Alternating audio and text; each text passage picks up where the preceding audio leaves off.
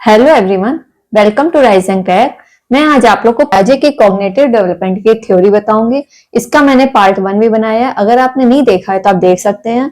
उसमें मैंने assimilation, accommodation और स्कीमा को बहुत डिटेल में डिस्क्राइब किया है। अब हम आगे चलते हैं। देखिए, पियाजे स्टेजेस ऑफ कॉग्निटिव डेवलपमेंट, संज्ञानात्मक विकास की अवस्थाएं। पियाजे ने जो है वो जो कॉग्निटिव डेवलपमेंट था उसकी स्टेजेस दी हैं, तो उसी को आज हम डिस्कस करेंगे। देखिए, पियाजे कहते हैं कि जैसे जैसे एज बढ़ती है, जैसे जैसे बच्चे की एज बढ़ती है, वैसे वैसे उसका बायोलॉजिकल मैच्योरेशन बढ़ता है। बायोलॉजिकल मैच्योरेशन बढ़ता है और बायोलॉजिकल मैच्योरेशन के साथ साथ उसकी क्या बढ़ती है? थिंकिंग बढ़ती है। थिंकिंग बढ़ती है और थिंकिंग बढ़ने के साथ साथ बच्चे का कॉग्निटिव डेवलपमेंट बढ़ता है। तो इस तरह पियाजे कहते हैं कि एज बहुत ही इंपॉर्टेंट फैक्टर है।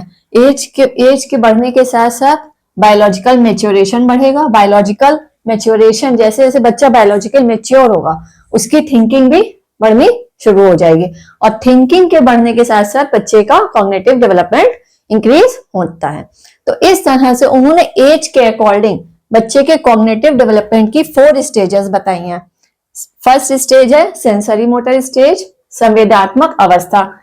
और ये जो संवेदात्मक अवस्था है, first stage sensory motor stage, इसके हिंदी में कई सारे नाम हैं। तो इस तरह से जो हिंदी में इसके कई सारे नाम है, तो इसलिए आप इसको इंग्लिश में याद करिएगा। सेंसरी मोटर स्टेज ये 0 से 2 ईयर्स तक चलेगी। सेकेंड स्टेज है प्री ऑपरेशनल स्टेज, प्राक संक्रियात्मक अवस्था, ये 2 से 7 ईयर्स तक चलेगी। थर्ड स्टेज है कॉन्क्रीट ऑपरेशनल स्टेज, मूर्त संक्रियात्मक अवस्था, ये 7 से 11 ईयर्स तक चलेगी। फोर्थ स्टेज है फॉर्मल ऑपरेशनल स्टेज, औपचारिक संक्रिय अवस्था, 12 ईयर्स से अडल्टहुड तक चलती है। देखिए, जितनी भी स्टेजेस हैं ये बहुत इंपॉर्टेंट है और वैसे भी पियाजे की पूरी थ्योरी आपको डिटेल में पढ़नी है, क्योंकि इससे 50% क्वेश्चंस आते ही हैं सभी टीचिंग एग्जाम्स में। तो इस तरह से पियाजे ने 4 स्टेजेस बताई हैं और किसके अकॉर्डिंग बताई हैं? एज के अकॉर्डिंग। देखिए, जैसे 0 to 2 years, 2 to 7 years, 7 to 11 years, 12 से एडल्टहुड। तो इस तरह एज के अकॉर्डिंग पियाजे ने 4 स्टेजेस बताई हैं। देखिए, पियाजे ने फर्स्ट स्टेज बताई है सेंसरी मोटर स्टेज, संवेदात्मक अवस्था। ये कब तक चलती है? 0 से 2 ईयर्स तक चलती है। इसको पियाजे ने फर्स्ट स्टेज बोला है। उसके अलावा इसको पियाजे ने इन्फेंसी स्टेज भी बोला है। इसको इन्फेंसी स्टेज क्यों बोला जाता है? क्योंकि इन्फेंसी स्टेज इसलिए क्योंकि ये 0 से 2 ईयर्स तक चलती है। And third point is absence of language. देखिए, इस स्टेज में बच्चे के पास लैंग्वेज नहीं होती है। तो अगर बच्चे के पास लैंग्वेज नहीं है तो बच्चा कैसे लर्न कर रहा है? तो पियाजे कहते हैं कि बच्चा child learns everything through senses and motor activity, कि जो चाइल्ड होता है वो सभी कुछ जो भी उसे लर्न करना है वो कैसे लर्न करता है? अपनी सेंसेस के थ्रू करता है और मोटर एक्टिविटी के थ्रू करता है। मोटर एक्टिविटी क्या होती है? मोटर एक्टिविटी होती है मतलब कि मसल्स का मूवमेंट, जैसे कि हाथ पैरों को हिलाना, दौड़ना, भागना, ये सब क्या है? मोटर एक्टिविटी है। लेकिन मोटर एक्टिविटी का मैंने डिटेल वीडियो प्रीवियस बनाया है, अगर आपने नहीं देखा है तो आप देख सकते हैं। तो इस तरह से जो बच्चा होता है वो सेंसेस एंड मोटर एक्टिविटी दोनों का यूज कर कर सीखता है, इसीलिए इसको सेंसरी मोटर स्टेज भी कहते हैं। अब देखिए कैसे वो सीख रहा है, इसका एक मैं आपको एग्जांपल, जैसे कि कोई भी चीज आपने दे दी बच्चे को, तो बच्चा क्या करता है? उसको टच करता है। तो टच करने के लिए वो क्या कर रहा है? अपने हैंड और लेग्स इन सबको क्या करा रहा है? मूवमेंट करा रहा है, मीन्स मोटर एक्टिविटी कर रहा है। और टच कर रहा है मीन्स सेंसर्स का यूज कर रहा है। तो इस तरह से बच्चा मोटर एक्टिविटी और सेंसर्स दोनों का यूज करेगा। या जैसे कोई भी चीज होगी वो हर चीज को अपने मुंह में रखता है, तो मुंह में रखने के लिए भी उसने अपने हैंड का यूज किया और अपने माउथ का यूज किया। तो इस तरह से उसने मोटर एक्टिविटी और सेंसर्स दोनों का यूज किया। तो इसीलिए इस स्टेज को सेंसरी मोटर स्टेज कहा जाता है। देखिए, अगर क्वेश्चन आ जाए कि किस स्टेज में बच्चा अपनी सेंसर्स और मोटर एक्टिविटीज के थ्रू सीखता है, मीन्स अपने संवेदों और अपनी पेशीय गतिविधि के द्वारा सीखता है, तो आपको हमेशा आंसर देना है सेंसरी मोटर स्टेज में बच्चा अपनी सेंसर्स और मोटर एक्टिविटी के थ्रू सीखता है। देखिए, जो न्यू बॉर्न बेबी होते हैं वो रिफ्लेक्स एक्शंस करते हैं, प्याजे कहते हैं सेंसरी मोटर स्टेज में बच्चा रिफ्लेक्स एक्शंस करता है। ये रिफ्लेक्स एक्शंस क्या होते हैं? ये जो रिफ्लेक्स एक्शंस होते हैं ये इनवॉलेंटरी प्रिमिटिव रिस्पॉन्सेज होते हैं। मतलब क्या है? मतलब ये ऐसे प्रिमिटिव रिस्पॉन्सेज हैं जो अपने आप होते हैं, ऑटोमेटिक होते हैं। मतलब ये बच्चा जानबूझ के नहीं कर रहा है, ये कैसे हो रहे हैं? अपने आप हो रहे हैं, ऑटोमेटिक हो रहे हैं। मतलब जैसे सकिंग है, ग्रेस्पिंग है। ग्रेस्पिंग का जैसे अगर बच्चे के पाम पे कुछ टच कर दिया जाए तो बच्चा फट से ग्रिप बना लेता है, ग्रैप्स कर लेता है। रूटिंग करना, रूटिंग का मीन्स है बच्चे के अगर चीक्स को टच कर दिया जाएगा तो बच्चा अपना हेड घुमाने लगता है, माउथ ओपन करता है। हार्ट बीट, ये तो आप जानते ही अपने आप चलती रहती है। मोरो, मोरो में क्या होता है? जैसे लाउड नॉइज होएगी तो बच्चा क्या करता है? एकदम से चौंक जाएगा, अपने हाथ पैरों को बाहर फेंक देगा। तो इस तरह से ये जितने भी हैं ये सब क्या हैं? रिफ्लेक्स एक्शंस है। ये सभी रिफ्लेक्स एक्शंस ऑटोमेटिक होते हैं, अपने आप होते हैं। लेकिन धीरे धीरे जब इन्फेंसी के बाद या इस स्टेज के बाद ये रिफ्लेक्स एक्शंस खत्म हो जाते हैं। लेकिन कुछ रिफ्लेक्स एक्शंस हमेशा रहेंगे, जैसे हार्ट बीट है और जैसे हमारी जो आईज ब्लिंक करती है, ये क्या है? ये सारे रिफ्लेक्स एक्शन हमारे जब तक हमारी लाइफ है तब तक रहेंगे। देखिए, अगर क्वेश्चन पूछा जाए किस स्टेज में बच्चा रिफ्लेक्स एक्शंस करता है तो आपको आंसर देना है सेंसरी मोटर स्टेज में बच्चा रिफ्लेक्स एक्शन करता है। अब सेकंड पॉइंट देखते हैं, सर्कुलर रिएक्शन, वृत्तीय प्रतिक्रिया। देखिए इसका क्या मतलब है? सर्कुलर रिएक्शंस, ये जो मैंने अभी आपको बताया था रिफ्लेक्स एक्शंस, तो जो ये रिफ्लेक्स एक्शंस होते हैं ये बच्चा बार बार रिपीट करता है। तो जैसे कि ये देखिए जो रिफ्लेक्स एक्शंस हैं इसको बच्चा बार बार रिपीट कर रहा है, तो इसी को कहते हैं सर्कुलर रिएक्शंस। तो अगर आपका ये क्वेश्चन आ जाए कि किस स्टेज में बच्चा अपने एक्शंस को रिपीट करता है, बार बार करता है, तो आपको बोलना है सेंसरी मोटर स्टेज। जैसे कि मैं आपको इसका एक एग्जाम्पल बताती हूँ। जैसे कि एक्सीडेंटली बच्चे का थंब चला गया उसके माउथ में, तो बच्चा बार बार थंब को क्या करेगा? सक करेगा। तो इस तरह वो एक ही एक्शन को बार बार रिपीट कर रहा है, तो इसीलिए इसको कहते हैं सर्कुलर रिएक्शन।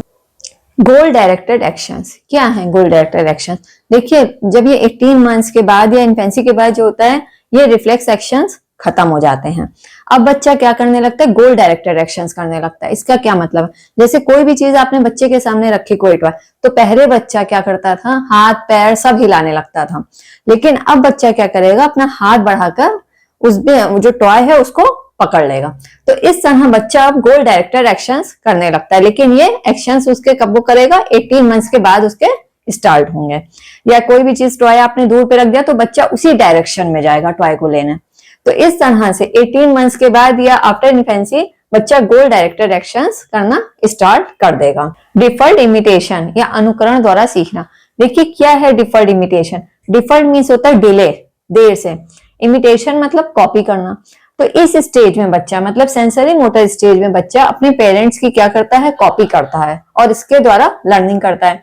जैसे कि सपोज करिए बच्चे ने देखा कि उसके पेरेंट्स ने रैटल शेक किया, तो बच्चा समझता है कि जब रैटल को शेक किया जाता है तो उसमें से साउंड आती है, तो नेक्स्ट टाइम बच्चा भी रैटल को शेक करेगा और उसमें से साउंड आएगी। लेकिन वो जो कॉपी कर रहा है वो थोड़े टाइम के बाद करता है, इसीलिए इसको बोलते हैं डिफर्ड इमिटेशन।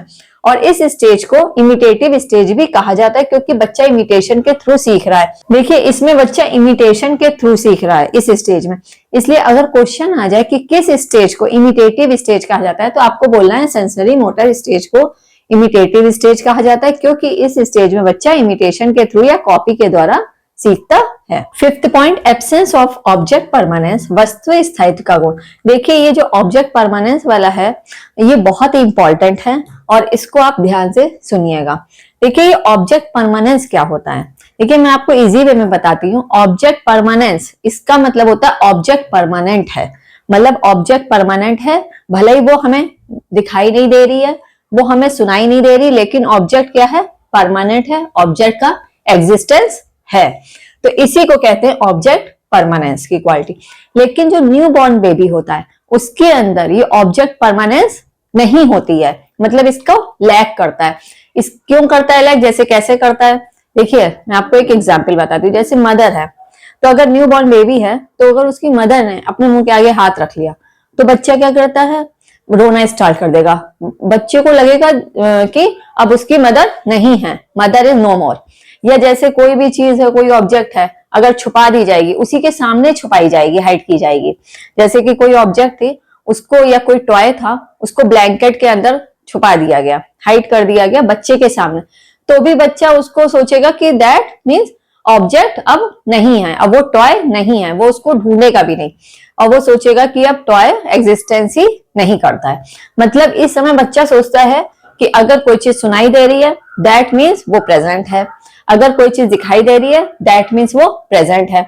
तो अगर कोई भी चीज एग्जिस्टेंस में तभी है जब वो हमें दिखाई दे रही हो या सुनाई दे रही हो।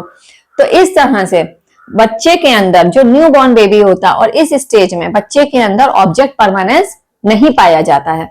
जैसे कि अगर क्वेश्चन आ जाए कि किस स्टेज में बच्चे के अंदर ऑब्जेक्ट परमानेंस नहीं होता है, तो आपको बोलना है सेंसरी मोटर स्टेज में बच्चे के अंदर ऑब्जेक्ट परमानेंस नहीं पाया जाता है। लेकिन 18 मंथ्स के बाद या 24 मंथ्स के बाद जब 2 इयर्स का बच्चा होता है, ऑब्जेक्ट परमानेंस की क्वालिटी डेवलप हो जाती है। अब जैसे कि अब बच्चे के सामने ब्लैंकेट के अंदर अगर कोई टॉय छुपाया जाएगा तो बच्चा उस टॉय को सर्च करेगा, वो ब्लैंकेट उठा के देखेगा। तो इस तरह से अब बच्चे के अंदर ये क्वालिटी डेवलप हो गई है कि अगर हमें कोई चीज नहीं सुनाई दे रही है या नहीं दिखाई दे रही है तो इसका ये मतलब नहीं है कि वो चीज एग्जिस्ट नहीं करती, वो चीज है, कहीं ना कहीं वो चीज है। तो इस तरह से मतलब कि अब ऑब्जेक्ट परमानेंट होती है, चाहे वो हमें दिखाई दे चाहे ना दिखाई दे। तो इस तरह से 18 मंथ्स के बाद बच्चे के अंदर ऑब्जेक्ट परमानेंस की क्वालिटी डेवलप हो जाएगी। 6 पॉइंट है ट्रायल एंड एरर मेथड, प्रयास एवं त्रुटि विधि। देखिए ये ट्रायल एंड एरर मेथड क्या होता है? ट्रायल एंड एरर मेथड का मतलब है कि जैसे जैसे, देखिए मैं आपको बताती हूँ ग्राफ बना के, कि जैसे जैसे हमारे ये ट्रायल हो गया और ये है एरर, तो जैसे जैसे ट्रायल की बढ़ते जाते हैं वैसे वैसे एरर क्या होती जाती है? कम होती जाती है। देखिए पहले एरर कितनी ज्यादा हो रही थी, पहले एरर इतनी हो रही थी, बाद में जैसे जैसे हम ट्रायल बढ़ाते जाते हैं वैसे वैसे एरर कम होती जाती हैं। और एक टाइम ऐसा आता है कि बिना कोई एरर करे बच्चा सीख जाता है। तो इस तरह ट्रायल करते करते एरर कम होती जाती हैं। तो यही होता है ट्रायल एंड एरर मेथड। तो इस स्टेज में बच्चा ट्रायल एंड एरर मेथड द्वारा भी सीखता है। तो इस तरह से जैसे कि बच्चा पहले क्या था, पहले वो बॉटल नहीं पकड़ पाता है, लेकिन बार बार उसके बॉटल गिरती है हाथ से, लेकिन धीरे धीरे ट्रायल करते करते करते करते वो बॉटल को ठीक से पकड़ना सीख लेता है। तो इस तरह से सेंसरी मोटर स्टेज में बच्चा ट्रायल एंड एरर मेथड द्वारा भी सीखता है। देखिए अब मैंने आपको बताया है जो सेंसरी मोटर स्टेज में रिफ्लेक्स एक्शंस बच्चा करता है। रिफ्लेक्स एक्शंस मैंने आपको बता दिया कि जो ऑटोमेटिक या अपने आप होने वाले एक्शंस होते हैं उन्हीं को रिफ्लेक्स एक्शंस कहा जाता है। तो सेंसरी मोटर स्टेज में बच्चा रिफ्लेक्स एक्शंस करेगा। सर्कुलर रिएक्शंस, जो भी वो रिफ्लेक्स एक्शंस करता है वो उन रिफ्लेक्स एक्शंस को बार बार क्या करता है? रिपीट करता है, इसीलिए इसको सर्कुलर रिएक्शंस भी कहते हैं। उसके अलावा गोल डायरेक्टेड एक्शन, जैसे स्टार्टिंग में बच्चा जो न्यू बॉर्न होता है वो रिफ्लेक्स एक्शंस करता है, लेकिन बाद में जब बच्चा थोड़ा बड़ा हो जाएगा 18 मंथ्स के बाद या 2 इयर्स के बाद बच्चा गोल डायरेक्टेड एक्शंस भी करना स्टार्ट कर देता है। नेक्स्ट डिफर्ड इमिटेशन, बच्चा इस स्टेज में इमिटेशन के थ्रू या कॉपी के द्वारा सीखता है, इसीलिए इसको इमिटेटिव स्टेज भी कहा जाता है। और this point is very important, absence of object permanence, मतलब इस स्टेज में बच्चे के को ऑब्जेक्ट परमानेंस की क्वालिटी उसके अंदर डेवलप नहीं हुई होती है, लेकिन 18 मंथ से 24 मंथ्स के बीच में ये क्वालिटी उसके डेवलप हो जाएगी। ट्रायल एंड एरर मेथड, मतलब इस स्टेज में बच्चा ट्रायल एंड एरर मेथड द्वारा सीखता है। जैसे जैसे ट्रायल बढ़ते जाते हैं एरर कम होती चली जाती है और एक टाइम ऐसा आता है बिना एरर किए बच्चा सीख जाता है। तो इस तरह से ये 6 पॉइंट्स आपको बहुत अच्छे से तैयार करने हैं। Thank you for watching. अगर आपको मेरी वीडियो पसंद आई हो तो प्लीज लाइक एंड शेयर करिए। अगर आप ऐसी ही और टीचिंग वीडियो देखना चाहते हैं तो प्लीज सब्सक्राइब करिए rise and crack, rise and crack. अगर आप को कोई डाउट हो या आप किसी भी टॉपिक पे वीडियो चाहते हैं तो कमेंट सेक्शन में कमेंट करिए। नेक्स्ट वीडियो में मिलते हैं।